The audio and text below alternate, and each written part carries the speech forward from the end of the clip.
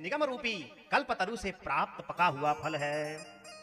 तो कहा फल भैया खट्टा भी होता है, हो सकता है ये खट्टा हो। बोला खट्टा नहीं है।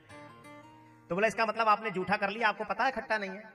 भाई जब तक हम बेर चीखेंगे नहीं तो कैसे पता चलेंगे मीठे हैं कि खट्टे हैं। कहते ना सबरी जी ने चीख चीख करके बेर भगवान को खिलाए तो स्वाद उनको पता चल गया। तो ये भी किसी ने जूठा कर लिया होगा। कहा सुख मुखाद अमृत द्रव संयुतम, शुकाचार्य जी के, सुखदेव जी महाराज के अमृत चौंच में जो अमृत लगा हुआ है उस अमृत से ये मधुर हो गया है, इसलिए ये मधुर फल है। ऐसे पिबत भागवतम, ऐसे भगवत रस के लिए भगवान के द्वारा कहा गया यह जो फल है इसको पिबत पान कीजिए। कब तक पान कीजिए? रसमालयम। रसम ये क्या है? भागवत, भगवत संबंधी रस है। संबंध अर्थ में अण प्रत्यय होता है व्याकरण में।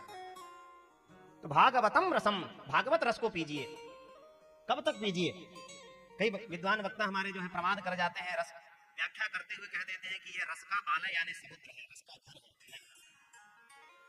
लयम यावत पिब, लय यानी प्रलय, जब तक आपका नाश नहीं हो जाता, जब तक आपका ये शरीर का परित्याग नहीं हो जाता है, तब तक इस भागवत रूपी रस का आप पान कीजिए। और किसके लिए कह रहे हैं? अहो किसके लिए कहा शुकाचार्य जी ने? मुंह निरंतर पान कीजिए। परंतु कौन? जैसे किसी को प्यास ना लगी हो और आप उससे कहें कि भैया पानी पी लो, तो क्या कहेगा वो? इसने लगता कुछ मिला दिया है इसलिए बोल रहा है अपना। पूछेगा कहां से लाए हो पानी? आरओ का है कि नल से भर करके ले आए हो? दुनिया भर के प्रश्न करेगा। और कोई मरुस्थल से आ रहा है जहां पानी का भाव अत्यंत प्यास लगी है, तो क्या वह पानी पिएगा? एक पूछेगा, कोई प्रश्न करेगा?